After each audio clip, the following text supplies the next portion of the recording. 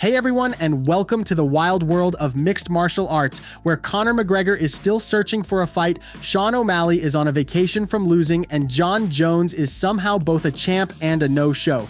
Get ready for all the chaos, drama, and unexpected headlines you never saw coming. Let's dive in. Conor McGregor is asking Saudi Arabian boxing power broker Turkey Alik to help him lock down his next fight after an expected December return date evaporated. Conor McGregor's return is back in limbo after the UFC announced on Saturday that his longtime opponent Michael Chandler would be fighting Charles Oliveira next in November instead of Conor. That leaves McGregor without a date or a name. In other words, it leaves him with nothing.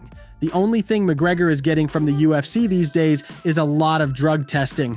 During a press conference on Friday night, the MAC noted that he'd just been called on by Drug Free Sport International again, before saying he had requested boxing power broker and Riyadh season organizer Turkey Alik's aid in helping him get back in the cage. I've been tested more than twice these other athletes, yet I struggle to get a date. So I've talked to Sheikh Turkey and I've said, Sheikh Turkey, can you assist me here? McGregor has been eligible to fight since April 2024, but has found it difficult to get a date locked down with the UFC. When he finally got a June 29th date at UFC 303 against Michael Chandler, a broken toe forced him off the card. At this point, Conor doesn't need a fight camp, he needs a time machine to 2016, back when his biggest opponent was someone other than himself. Maybe then he can remind his old self that the toughest fights aren't in the cage, but against yacht parties and a list of legal issues longer than his highlight reel.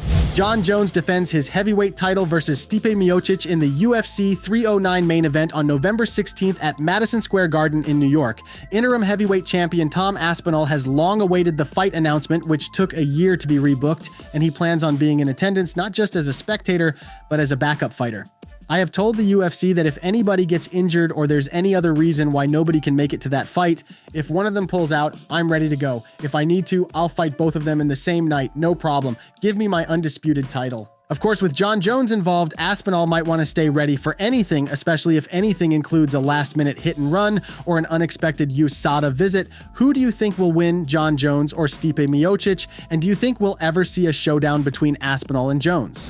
Former UFC bantamweight champion Sean O'Malley will follow Israel Adesanya's lead by taking a long break from competition following his recent defeat. O'Malley lost to Merab Dvalishvili by unanimous decision at UFC 306 last Saturday in Las Vegas. The defeat ended O'Malley's bantamweight title reign as Dvalishvili outpointed him from start to finish. After losing the bantamweight title to Dvalishvili and without championship obligations, he plans to take advantage of indefinite time off. During a recent episode of the Timbo Sugar Show podcast, O'Malley hinted a long break from fighting is underway.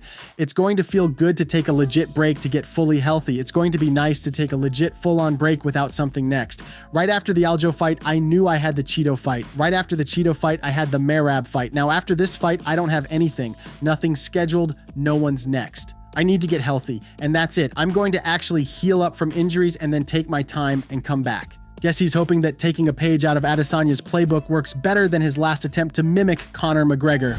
Michael Chandler, who has long been tied to a fight with Conor McGregor, now faces Charles Oliveira in a 5-round co-main event rematch at UFC 309 on November 16th at Madison Square Garden. During a media scrum at this past Saturday's pay-per-view event at Sphere in Las Vegas, Chandler revealed that after his scheduled bout with McGregor at UFC 303 fell through, the UFC wanted to book a BMF title fight with Holloway instead. I almost was going to fight at UFC 306. It was offered to fight Max. I respect Max because Max is a champion. Max is going to beat Ilia Topuria, I believe. Chandler says he's still going to keep his options open for the long-awaited fight with McGregor, but also called his bout with Oliveira a #1 contender fight. And if McGregor isn't ready after that, Chandler will gladly fight lightweight champion Islam Makhachev. As far as the Holloway fight goes, Chandler agreed to the fight, but he said that Max Holloway, who is set to challenge Ilia Topuria for the featherweight title at UFC 308, turned it down. At this point, Chandler's biggest opponent right now isn't Oliveira or McGregor. It's whoever keeps sending out these fight offers that never seem to materialize. Thanks for watching, and if you enjoyed the chaos, hit that like button. If you didn't, just pretend it was a split decision. See you next time, where the drama never ends and neither do the excuses.